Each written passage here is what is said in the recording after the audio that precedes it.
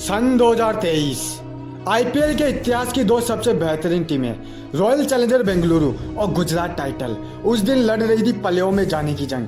बेंगलुरु जहां पूरे सीजन की शुरुआत में खराब प्रदर्शन करने के बाद भगवान भरोसे नंबर 4 में क्वालिफाई कर पाई थी और गुजरात टाइटल शुरुआत से ही दूसरी टीमों पर भारी नजर आ रही थी। उस दिन मुकाबला था नंबर 1 और नंबर 4 की टीम के बीच। अगर गुजरात जीती थी तो वह सीधे फाइनल में जाती और बेंगलुरु अगर हारती तो वह सीधा अपने घर। बेंगलुरु के लिए जीत हर हाल में जरूरी थी, क्योंकि अगर गुजरात हार भी जाती तो उसको एक मौका मिलता फिर से फाइनल में जाने का। लेकिन बेंगलुरु के लिए तो यह करो या मरो का मुकाबला था, उसको तो हर हाल में जीत चाहिए थी। लेकिन गुजरात के सामने यह जीत संभव नहीं थी, क्योंकि गुजरात ने पूरे सीजन में किसी भी टीम को नहीं छोड़ा था। अपने आतंक से गुजरात ने सभी टीमों को एक तरफा तरीके से हराया था।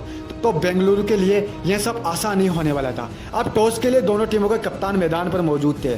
सिक्के का उछाला जाता है और सिक्का गुजरात के पक्ष में गिरता है।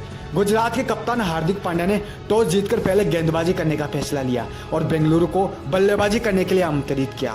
बेंगलुरु की ओर से बल्लेबाजी करने के लिए विराट कोहली और खुद कप्तान फेफ डुप्लेसिस आते हैं। आज ये आत्मसम्मान की लड़ाई थी, सब कुछ दांव पर लगा हुआ था। विराट कोहली ने पहले ही ओवर से गुजरात पर काउंटर अटैक करना शुरू कर दिया। बेंगलुरु ने अपने निर्धारित 20 ओवरों में 198 रन बनाए, जिसमें शामिल थे किंग विराट के 61 गेंदों में 101 रन। इसके अलावा कोई भी बेंगलुरु का बल्लेबाज दाई का आंकड़ा भी नहीं छू पाया। अकेले विराट ने टीम को संभाले रखा और एक मजबूत स्कोर खड़ा किया। अब बारी थी गुजरात के बल्लेबाजों की। गुजरात के सामने यह स्कोर काफी छोटा था, क्योंकि गुजरात के पास ऐसे बल्लेबाज मौजूद थे जो एक ओवर में ही मैच का पासा पलट कर रख देते थे।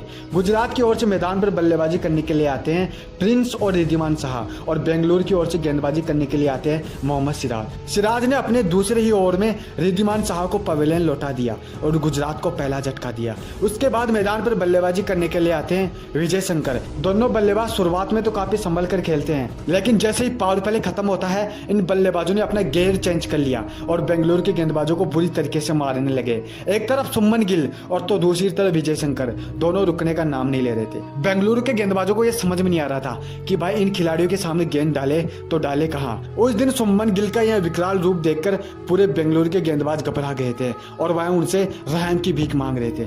लेकिन गिल तो बेंगलुरु के गेंदबाजों पर जरा भी तरस नहीं खा रहे थे, वह तो लगातार उनकी पिटाई करते जा रहे थे। और 18 ओवर आते आते प्रिंस ने अपना शतक पूरा कर लिया और दुनिया को बताया कि भाई क्यों उन्हें क्रिकेट जगत का प्रिंस कहा जा रहा है। सुमन गिल ने 52 गेंदों में 104 रन और विजय शंकर ने 35 गेंदों में 53 रन की एक बेजोड़ पारी खेली और अपनी टीम को जीत दिला दी। और इस जीत के साथ गुजरात ने बेंगलुरु को हराकर सीधे फाइनल में जगह बना ली। चारों तरफ खुशियों का माहौल था, लेकिन दूसरी तरफ बेंगलुरु की फैंस की आंखों में आंसू थे। उनकी उम्मीदें फिर से एक बार बिखर गई थी। पूरी बेंगलुरु की टीम की आंखों में आंसू थे, कप्तान की आंखों में आंसू थे, और दूसरी तरफ प्रिंस का यह सेलिब्रेशन आग में घी डालने का काम कर रहा था। प्रिंस का यह सेलिब्रेशन बेंगलुरु के फैंस को पसंद नहीं आ रहा था, लेकिन जो होना था वह तो हो गया। बेंगलुरु हारकर इस टूर्नामेंट से बाहर हो चुकी थी।